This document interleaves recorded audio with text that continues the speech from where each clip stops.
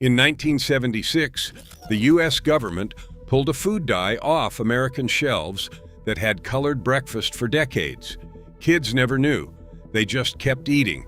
Today, half the cereals from that era would be illegal to sell as they were made. Number 14 turned an entire generation's insides a color that sent mothers running to the emergency room. Number 3 had so much sugar it was closer to candy than food.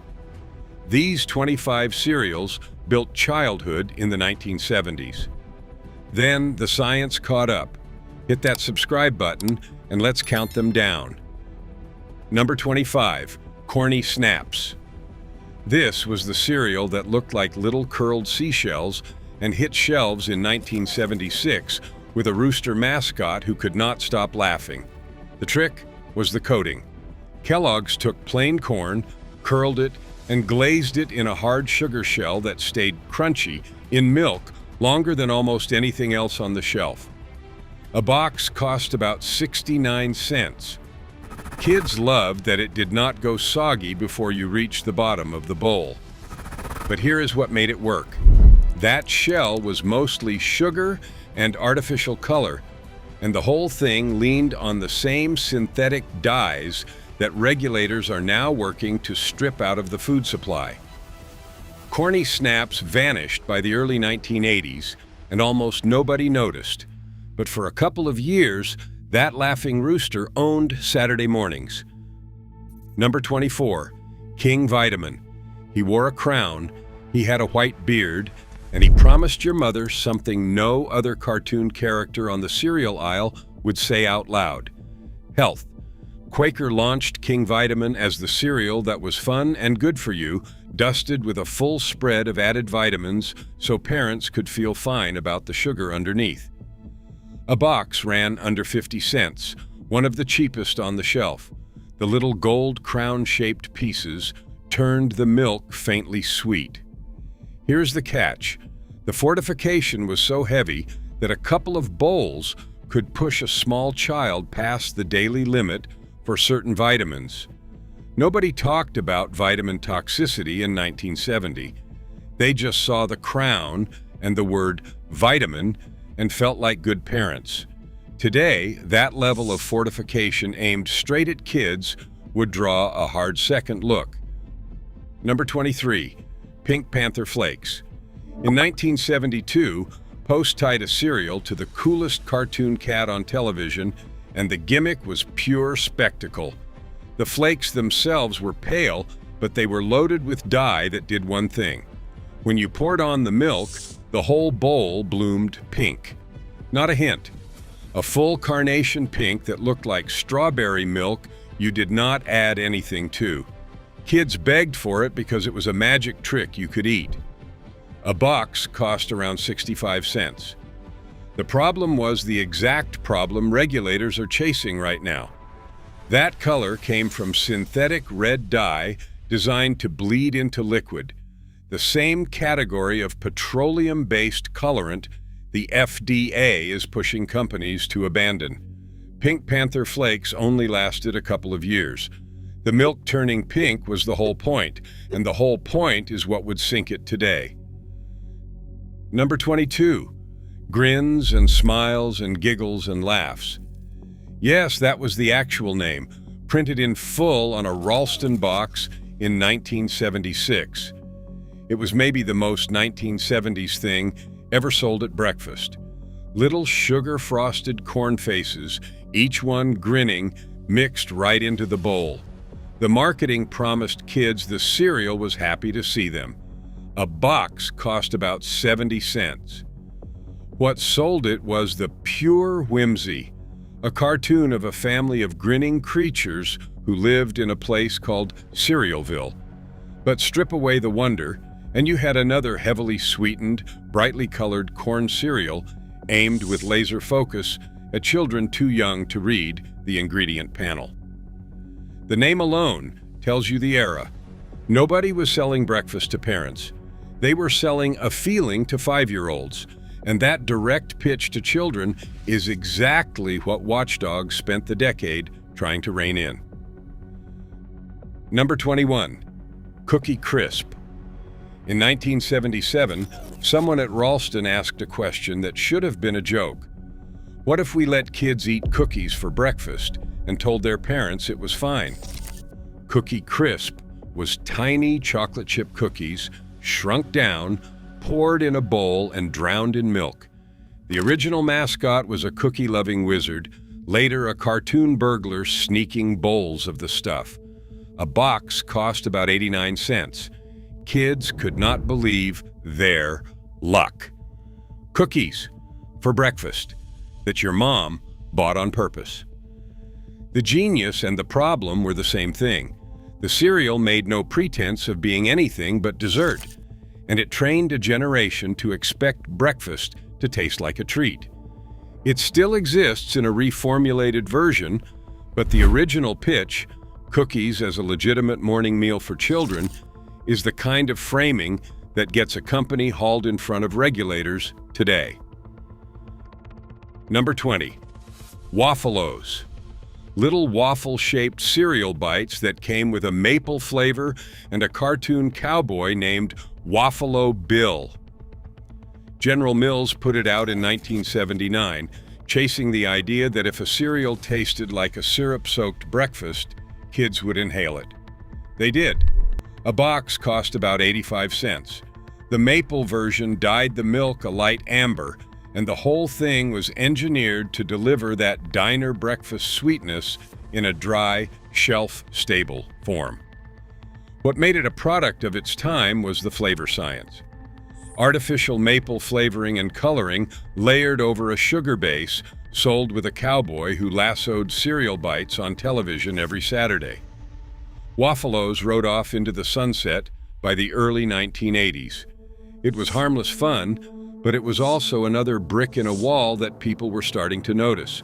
A wall built entirely out of sugar, color, and cartoon characters pointed at kids. First pattern break. Here is where the story stops being about cereal and starts being about who these cereals were actually for. Toward the end of the 1970s, the Federal Trade Commission looked at Saturday morning television and saw something that alarmed them. Wave after wave of ads for sugared cereals aimed directly at children too young to understand they were being sold to. In 1978, the FTC launched a proceeding critics nicknamed KidVid, an attempt to restrict or even ban advertising sweetened products to young kids. The industry fought back hard. Cereal companies, broadcasters, and sugar producers spent enormous sums, and by 1980, Congress had gutted the FTC's power to act. The ads survived. But the fact that the government tried at all tells you everything. The people in charge already suspected what we now take for granted. Number 19. Quisp. A pink alien with a propeller on his head sold this cereal, and he was voiced by the same studio behind Rocky and Bullwinkle. Quisp was little saucer-shaped corn pieces, sugar-glazed, that Quaker launched in 1965 and ran hard through the 1970s. A box cost about 55 cents. The pieces were crunchy, sweet, and shaped like tiny UFOs, which was the entire draw. Here is the wild part. Quaker sold Quisp alongside a nearly identical cereal called Quake, and eventually staged a televised war between the two mascots, asking kids to vote for which one survived. It was pure marketing theater aimed at children. The cereal itself was a high-sugar corn puff wearing a science fiction costume, and that combination of heavy sweetness and a cartoon designed to make kids pick sides is precisely the playbook regulators were trying to shut down. Number 18. Quake. This was Quisp's rival, the muscular miner in a hard hat who promised the cereal would make you strong. Quake pieces were shaped like little gears or wheels, and Quaker pitched them as the manly alternative to Quisp's spacey weirdness. A box cost the same, 55 cents. The two cereals were chemically almost the same product, sugar-coated corn, just molded into different shapes and sold with opposite personalities. When the famous Quisp versus Quake vote happened, Quake lost and got pulled, though he came back in different forms over the years. What makes Quake a museum piece now is the raw honesty of the manipulation. Two identical sugar cereals, marketed as a personality quiz for kids, with the losing side literally erased from shelves based on children's votes. It was brilliant. It would also never survive modern scrutiny of how food is marketed to minors. Number 17. Kaboom. A grinning circus clown sold a cereal full of smiling yellow faces, and if that sounds slightly unsettling now, it played as pure fun in 1969 and through the 1970s. Kaboom was small, sugar-frosted pieces shaped like smiley faces, sometimes mixed with marshmallow bits in colors that only exist in a laboratory. A box cost about 75 cents. General Mills marketed it hard to kids with the clown and a burst of confetti-bright color. The cereal leaned on the exact synthetic dyes, now on the FDA's phase-out list, the petroleum-based colorants that give food an unnatural glow with zero nutritional purpose. Kaboom limped along for decades before finally being discontinued. Between the clown, the artificial color, and the sugar, it is almost a perfect specimen of everything the modern food conversation is trying to move away from. Number 16. Freakies. This one was less about the cereal and more about what came in the box. In 1972, Ralston introduced 7 little monster characters called the Freakies, and the cereal, sweetened corn puffs, was almost beside the point. The real product was the toys, small plastic Freakies figures buried in the box that kids dug through the cereal to find. A box cost about 79 cents. Children begged for it not because it tasted special, but because they wanted to collect all 7 monsters. Here is the part that would end it today. Small plastic toys packed loose inside food, marketed to young children, are a choking hazard nightmare by modern consumer safety standards. The whole model of hiding a small toy in a kid's breakfast has been almost entirely regulated out of American cereal boxes. In 1972, it was just how you sold a Saturday morning. Number 15, Fruit Brute, the forgotten fourth monster. General Mills added Fruit Brute to their monster lineup in 1974, a fruit-flavored cereal with lime green marshmallow bits and a cartoon werewolf on the box. It cost about 80 cents. The cereal was sweet, fruity, and glowing with color that came straight out of the synthetic dye catalog.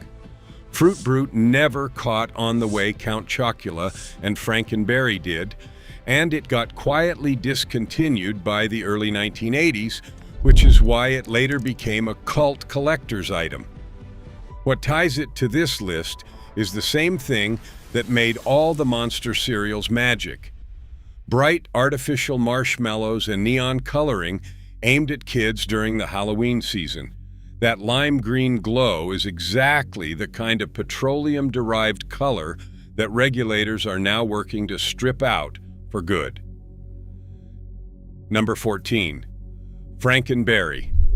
This is the one that made medical history.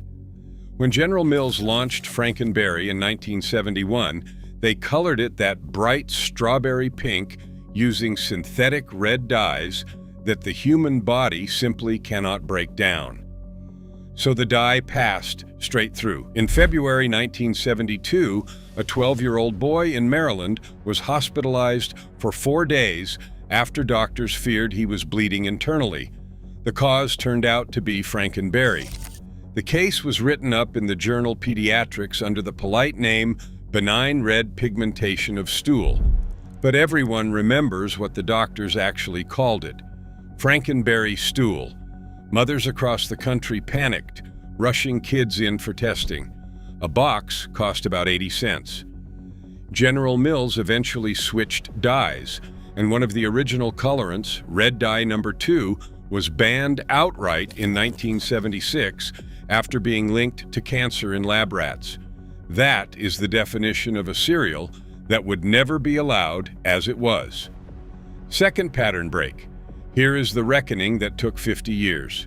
The dyes that turned Frankenberry pink and Boo Berry blue were not chosen because they were safe.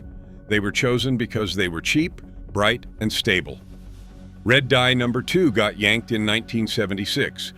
Then, in January 2025, the FDA banned red dye number 3, the cherry red colorant still hiding in candy and cake gels, giving companies until 2027 to get it out of food. And it did not stop there. The agency is now pushing the entire industry to abandon 6 more petroleum-based dyes, the reds and yellows and blues that made 1970s cereal glow.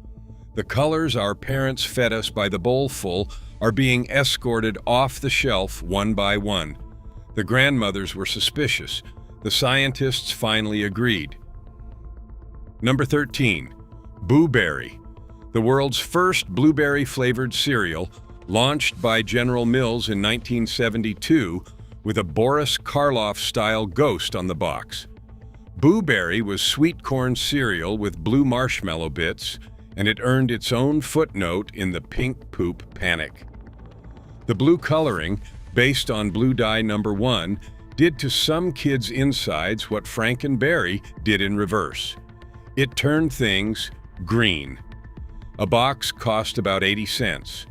Parents who had just calmed down about pink were suddenly dealing with green, and the same fears started all over. Boo Berry survives today as a Halloween seasonal release, but reformulated. The original relied on synthetic blue dye that is now squarely on the FDA's list of colorants being phased out. A cereal whose entire identity was an artificial blue glow is a hard sell in a world trying to erase exactly that. Number 12. Count Chocula. The flagship of the monster cereals, a chocolate cereal with a cartoon vampire who was terrified of Frankenberry. General Mills rolled out Count Chocula and Frankenberry together in 1971, and the Count became the breakout star. Chocolatey corn bits with marshmallow, a box for about 80 cents, and a Bela Lugosi accent selling it every Saturday. Kids loved the monster feud, the Count and Frankenberry endlessly arguing over who kids liked better. Here is what dates it. Beyond the sugar and the artificial color, Count Chocula was a master class in building a cartoon universe specifically to hook children on a sweetened product. The cereal still comes out every Halloween, but reformulated to drop the older dyes. The version your parents ate, glowing brown marshmallows and all, is a relic of a time before anyone was checking. Number 11. Sir Grapefellow. This is the one that makes people do a double take. In 1972, General Mills sold a grape-flavored cereal fronted by a World War I British flying ace named Sir Grapefellow, complete with goggles and a scarf. His rival was another cereal called Baron von Redberry, a German flying ace. 2 cereals sold as enemy fighter pilots, marketed to children with cartoon dogfights. A box cost about 75 cents. The cereals were sweet, artificially flavored, and dyed in grape purple and berry red. What makes this pure 1970s is the casual use of a war theme, complete with national enemies, to sell sugar to kindergartners. Both cereals disappeared fast. Between the synthetic dyes, the heavy sugar, and marketing built around aerial combat aimed at small children, Sir Grapefellow is a near-perfect fossil of an era with very different rules. Third pattern break. Now let's talk about the sugar, because the color was only half the story. In the 1970s, dentists started sounding alarms that nobody in the cereal aisle wanted to hear. Some of these cereals were more than half sugar by weight, not a spoonful added at the table. Half the box. Consumer advocates began publishing sugar rankings that read like warning labels, and the numbers were staggering. The industry's response was not to cut the sugar, it was to change the names. Watch what happened next in this countdown. One by one, the word sugar quietly vanished off the front of these boxes through the late 1970s and into the 1980s, not because the recipes changed, but because the word had become a liability. The cereal stayed sweet. Only the marketing got a diet. Number 10. Crazy Cow. Crazy Cow. This might be the single most 1970s cereal ever made. General Mills launched Crazy Cow in 1976 with one job. You poured milk over it, stirred, and the plain white milk transformed into chocolate or strawberry milk right there in your bowl. The cereal carried a powdered flavor and dye coating that dissolved on contact. A box cost about 89 cents. Kids were mesmerized. It was breakfast and a magic show. The problem is obvious the second you say it out loud. The entire product was a delivery system for sugar and synthetic coloring designed to dye your milk. That is the exact mechanism, dye engineered to bleed into liquid, that the FDA is now trying to eliminate. Crazy Cow was discontinued within a few years. The gimmick that made it unforgettable is the same gimmick that makes it unthinkable today. Number 9. Super Sugar Crisp. Here is the sugar renaming saga in one box.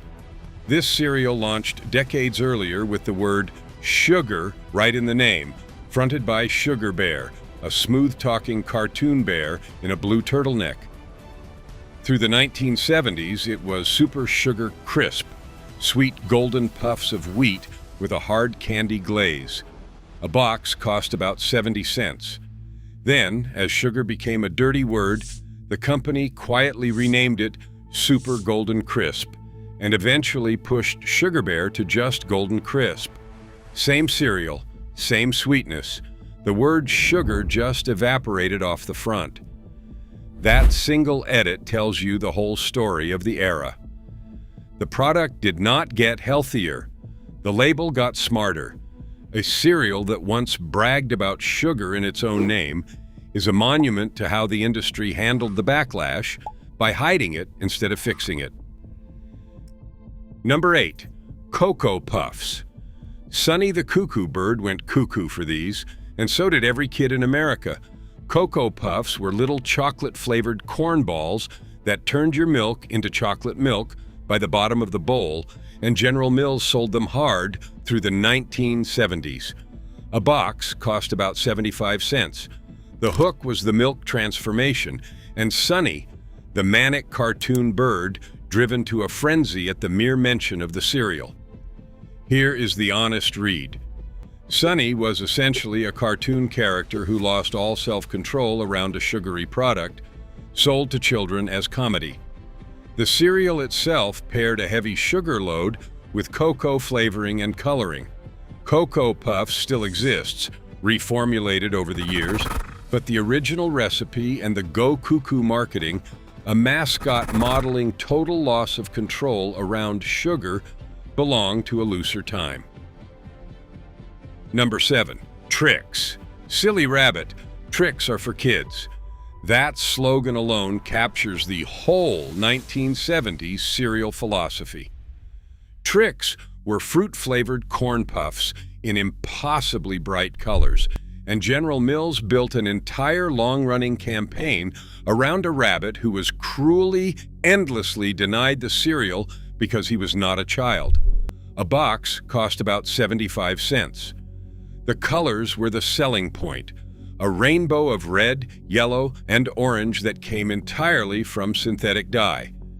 Those exact petroleum-based colorants are now the ones the FDA is pushing companies to remove. Modern Tricks has already been through a very public fight over this, briefly switching to natural colors, then switching back after fans complained the colors looked dull. That tug of war is the whole story in miniature. The bright artificial colors that defined 1970s Tricks are precisely what the current rules are trying to phase out. Number 6. Lucky Charms. Frosted oat pieces mixed with brightly colored marshmallow shapes, sold by a cartoon leprechaun guarding his magically delicious treasure. Lucky Charms exploded in popularity through the 1970s, and the entire draw was the marshmallows. Pink hearts, yellow moons, orange stars, green clovers, all glowing with artificial color. A box cost about 80 cents. Kids famously picked the marshmallows out and left the boring oat pieces behind, which tells you exactly what the product was really selling. Sugar and dye in fun shapes. Those marshmallow colors sit right in the crosshairs of the current dye phase-out, and General Mills has already wrestled publicly with reformulating them. The cereal endures, but the original neon marshmallow rainbow, the thing that made it magically delicious, is exactly the kind of synthetic color the food supply is now trying to leave behind. Fourth pattern break. Here is what the mascots were really doing, and it was not an accident. Every single one of these cereals came with a cartoon character, and that was by design. Food companies had figured out that a friendly animated face bypassed the parent entirely and spoke straight to the kid. The leprechaun, the tiger, the rabbit, the bee, the sea captain, they were not decoration, they were the sales force. Child psychologists were consulted. Ad slots on Saturday morning cartoons were bought by the hundreds. The goal was simple: to make a 4-year-old walk into a grocery store and point. That is the exact dynamic the FTC tried to regulate in 1978, and the exact reason people still argue about cereal marketing today. The mascot was never the friend. The mascot was the pitch. Number 5. Cocoa Krispies. Kellogg's took its Snap Crackle Pop rice cereal, coated it in chocolate, and watched kids turn their milk brown. Through the 1970s, Cocoa Krispies wrote a series of mascots and one irresistible promise: chocolate milk you made yourself at breakfast. A box cost about 75 cents. The appeal was pure sensory theater, the crackle of the rice plus the chocolate bleeding into the milk. And underneath, the same formula as everything else on this list: a heavy sugar coating carrying cocoa flavor and color. Cocoa Krispies survives, renamed and reformulated over the decades, and even got tangled in later controversy over health claims printed on the box. The original 1970s version, engineered to convince kids that turning milk into a chocolate drink counted as breakfast, is a product of an age that simply did not ask the questions we ask now. Number 4. Fruity Pebbles. In 1971, Post did something clever. They tied a cereal to Fred Flintstone and the whole prehistoric gang, launching Fruity Pebbles and Cocoa Pebbles as the cartoon-branded breakfast every kid suddenly needed. Fruity Pebbles were tiny, crunchy rice bits in electric fruit colors that bled into the milk almost instantly. A box cost about 80 cents. The Flintstones connection made it appointment eating for a generation raised on that cartoon. The colors, though, are the tell. That rainbow came entirely from synthetic dye.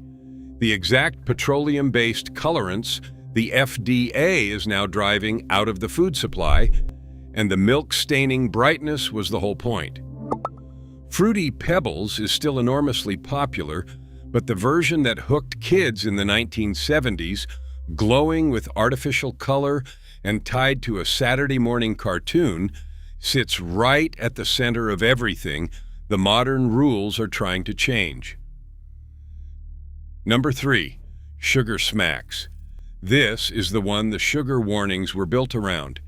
In the 1970s, Kellogg's Sugar Smacks was measured at around 56% sugar by weight, which put it at or near the top of every consumer sugar content list ever published. More than half the box. Sweet puffed wheat sold by a rotating cast of mascots, eventually Dig'em the Frog, for about 70 cents a box. Kids loved it precisely because it tasted like eating dessert with a spoon. Here is the punchline that says everything about the era. Rather than cut the sugar, Kellogg's simply renamed it. Sugar Smacks became Honey Smacks, swapping one sweetener word for a friendlier one while the recipe stayed nearly as sweet. A cereal that was more than half sugar, marketed straight to children, then rebranded to hide that fact, is about as clean an example as exists of what would never fly today. Number 2, Frosted Flakes. They're great.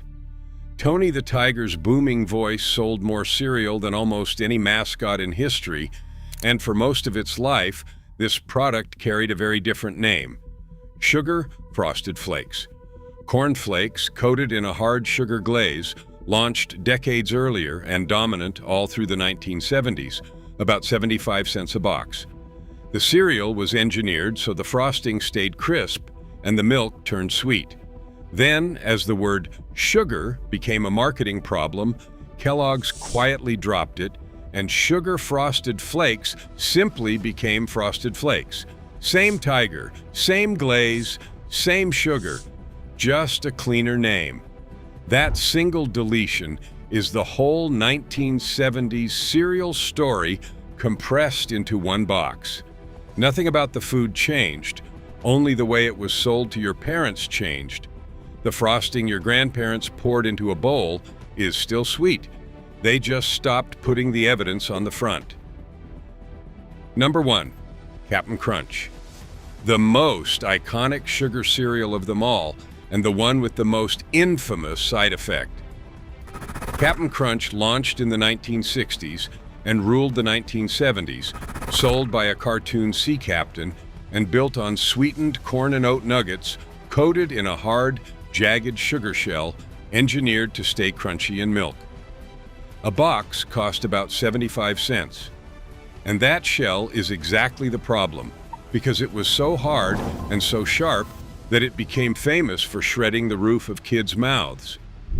An entire generation knew the feeling of Cap'n Crunch mouth, the raw, scraped palate that came from eating too much of it too fast. Think about that. A cereal aimed squarely at children, so densely sugared and so structurally aggressive that it left minor cuts, and everybody just accepted it as part of breakfast. Add the artificial color, the sugar load, and the cartoon captain built to sell straight to 5-year-olds, and Cap'n Crunch is the perfect closing note. A cereal we loved without a single question that would draw a dozen questions the moment it launched today. Here's my challenge. Pull one of these off the shelf this week, if it still exists, and actually read the box. The Cap'n, the Trix Rabbit, whatever your grandmother kept on top of the fridge. Look at the color, the sugar, the cartoon aimed at a kid. Then tell me in the comments which one you ate by the bowl full and never thought twice about. Because these were not just breakfast, they were a whole era, sold to us before anybody was counting.